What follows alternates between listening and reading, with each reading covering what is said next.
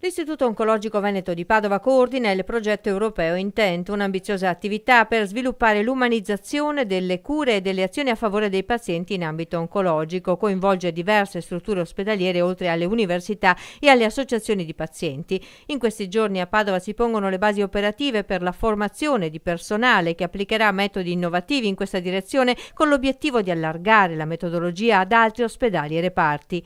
Noi dobbiamo spostare l'attenzione dal caso clinico al paziente, che vuol dire avere tutta una dimensione anche psicosociale del paziente.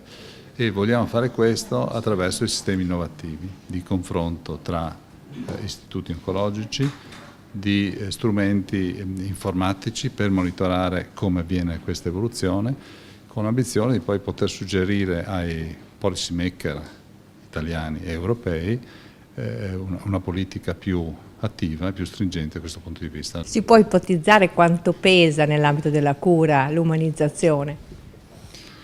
È una domanda difficile a cui rispondere. Io penso che pesi molto.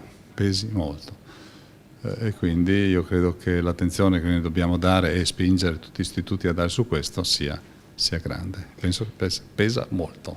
Voglio aggiungere una nota, che questo progetto è un progetto della direzione scientifica, è il primo progetto nel quale siamo coordinatori europei, quindi ci dà anche una visibilità internazionale, che tra l'altro è confermata anche da notizie di oggi che altri progetti europei cui noi siamo partner hanno avuto successo, per cui insomma.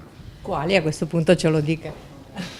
È un progetto che riguarda la radioterapia e le dosi radianti, di un consorzio che si è appena formato e questo è quello che posso dire. Nelle more di una decisione sul futuro ospedale di Padova migra all'ospedale di Schiavonia tutta la radioterapia dello IOV, operativa a fine anno, mentre a Castelfranco Veneto è stato dislocato tutto il reparto della chirurgia oncologica con reparti totalmente innovativi come la ginecologia oncologica e la riabilitazione oncologica.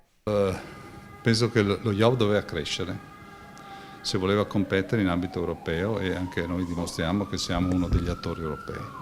Se voleva crescere aveva bisogno di spazi e quindi certo non è un'operazione facile, noi siamo molto impegnati a portarla avanti, è una cosa difficile, complicata, è soprattutto complicato anche portare lo spirito dello IOV a Castelfranco Veneto, però è un'operazione che penso ci darà grande soddisfazione in futuro. Noi vogliamo che lo IOV si prepari, arrivi pronto all'appuntamento con l'accreditamento del network degli ospedali europei.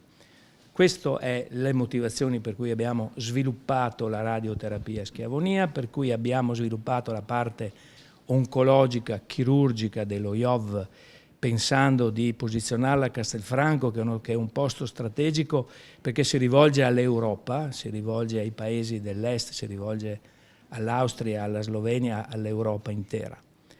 E abbiamo delle progettualità importanti, sostenute e finanziate dalla Regione Veneto e in assoluta stretta sinergia e collaborazione con l'eccellenza dell'Università di Padova. Questo è un progetto che è stato concordato con l'Università di Padova e devo ringraziare il Rettore che recentemente sulla stampa ha sostenuto questo progetto. Non sarebbe stato possibile farlo a Padova? Oggi a Padova c'è un'importante discussione sullo sviluppo del futuro ospedale di Padova. Lasciamo che la politica, che chi deve decidere, decida e poi interverranno i tecnici. Se si fosse firmato per Padova Est, si sarebbe potuto fare qua? Ma del senno di poi sono piene le fosse e quindi siccome non si è firmato.